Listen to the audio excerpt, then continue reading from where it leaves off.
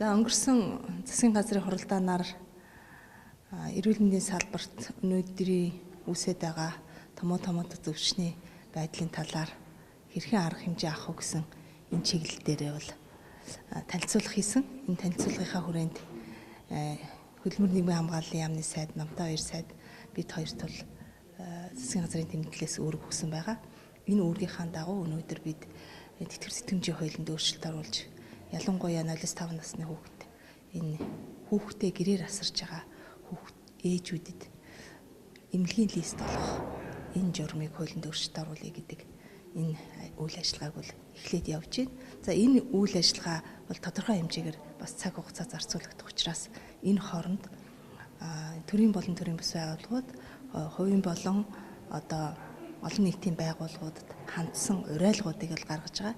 Тэр нь 0-5 насны хүүхэдтэй хүүхэд нь өвчлсөн тохиолдолд тухайн албан байгууллага нийгмийн хариуцлага хүлээж нийгмийн хариуцлага өндөржүүлэх журмаар цалинтай чөлөө олгож 3-5 хоногийн цалинтай чөлөө олгож хүүхдийн гэрт нь асруулах чиглэлээр анхаарлаа хандуулаач гэсэн уриалгыг эрүүл мэндийн яамнаас гаргаж нийслэлийн засаг даргын тамгын газар за бусад одоо дүүрэг худалдаа аж үйлдвэрийн танхимаар ажил олгогчдын эзэдийн холбоот одоо хөргүүлээд байгаа.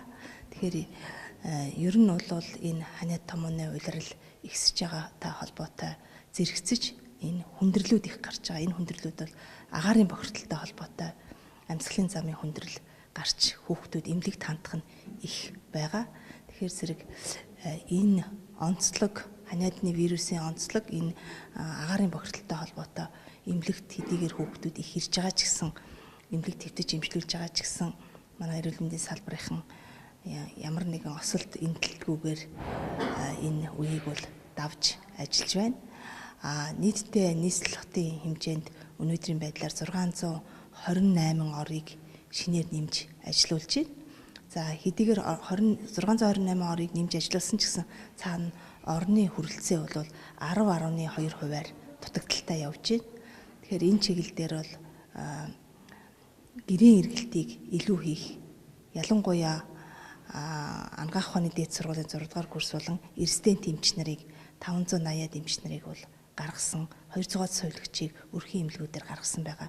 Эдгээр бол гэрийн эргэлтийн за дээрэс нь эмчилгээний зөвлөгөөнүүдийг өгнө ийм арга хэмжээнүүдийг аваад ажиллаж байна.